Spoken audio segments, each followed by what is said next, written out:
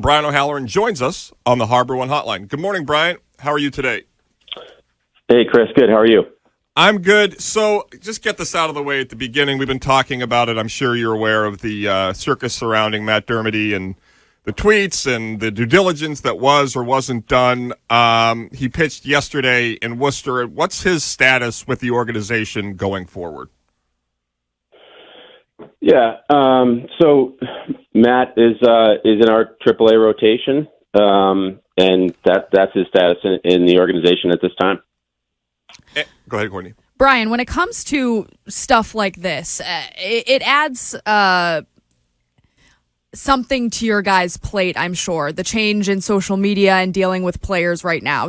Could you walk us through, if you guys go through social media accounts, what type of vetting do you guys do of these guys when it comes to the face that they're putting out there to the world as they take on the responsibility as being an ambassador of such for this organization?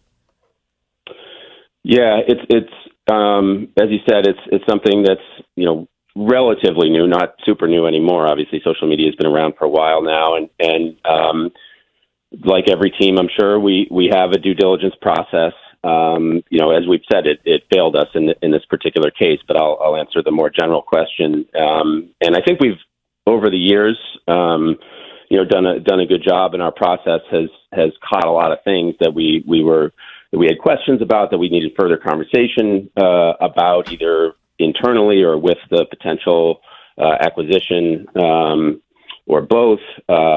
Plenty of times we've decided, not to pursue a player because of things like that. And again, we're not the only organization, I'm sure.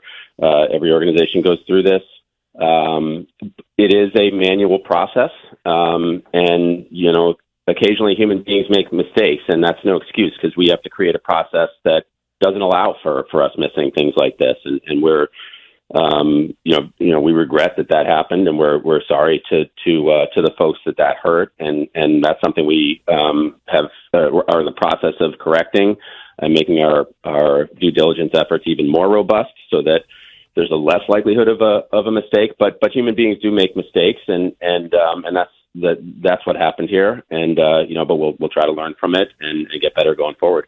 Brian, I'm certainly not someone calling for people to lose their job based on something they say, especially in this field, and I've certainly made several mistakes in my life. I just would say that this experience and the vetting process and the manner in which you came to bringing in Dermody has brought into some question the sort of overall organizational chart and how this Chaim Bloom-led front office is conducting business. What would you say to people that share that belief that this experience, not simply about Dermody or his tweets, but the missed and the missed sort of clear issues that may have presented themselves to other teams? Yeah, I mean, I think the we're going to take criticism. When we make mistakes, and people that are in jobs like Chaim's and jobs like mine, and really, our whole department, we know that we are in the spotlight. We're under the microscope. We try to make the best decisions we can, whether it's a baseball matter or a matter like this that relates to our team and our ability to succeed. Sometimes we make mistakes. We're going to take criticism for that. That's totally understandable. We accept that as part of the gig.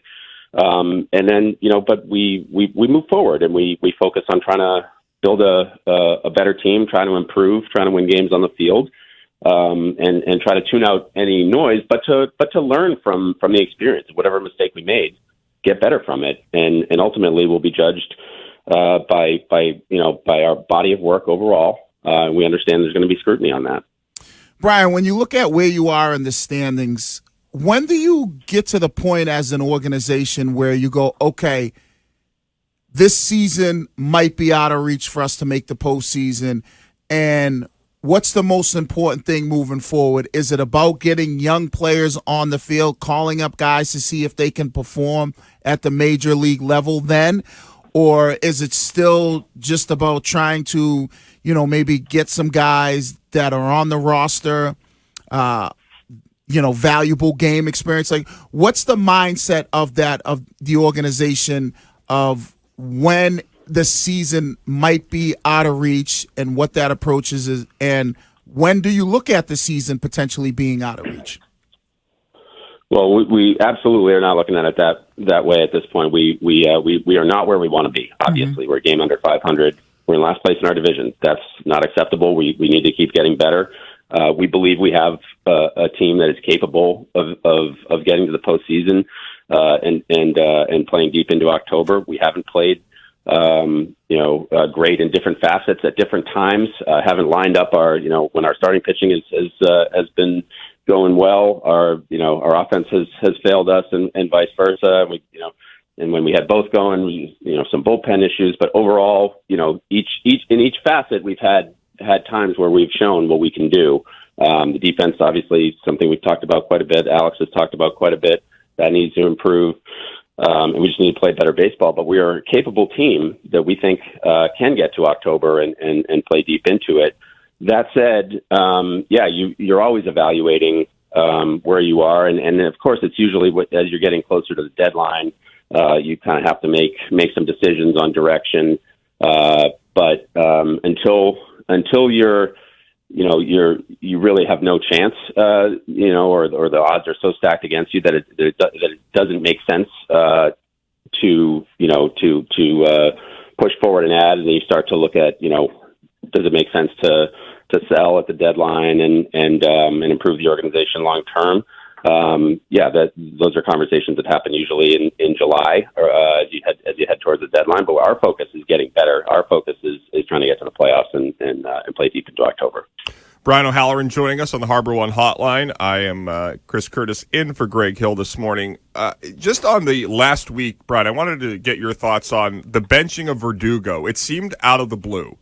I can understand Alex Cora's point that he wasn't, busting it to second.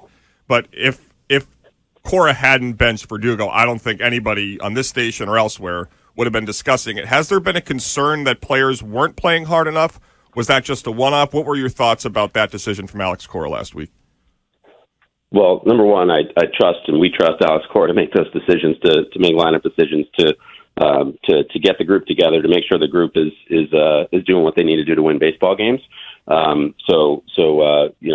has the best feel for that.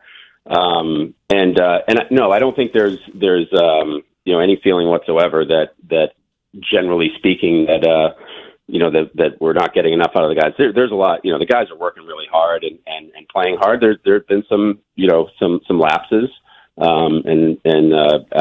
Alex Cora is, always does a great job of having the pulse of the room and knowing when a guy needs a pat on the back and knowing when he needs a kick in the butt type of thing. And we trust him to do that. Brian, it does seem like so far this season, when your pitching is good, your bats go cold, or vice versa, the defense could be off. How concerning is that in the middle of June that not the entire team can all be on the same page when it comes to performing at the top at the same time? Well, it's frustrating, and I think in some ways it's just baseball.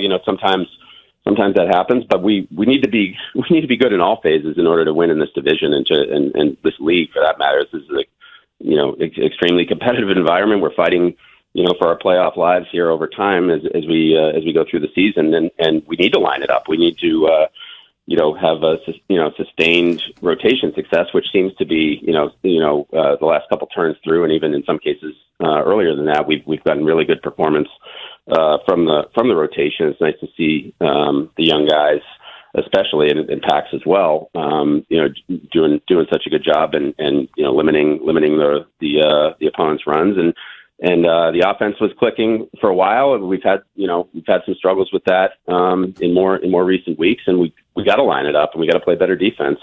So it's frustrating, but I look at it optimistically that I really believe that this team is good enough to do just that and line up the positive contribution from all in all facets and win a bunch of games here and get going and get back in this thing.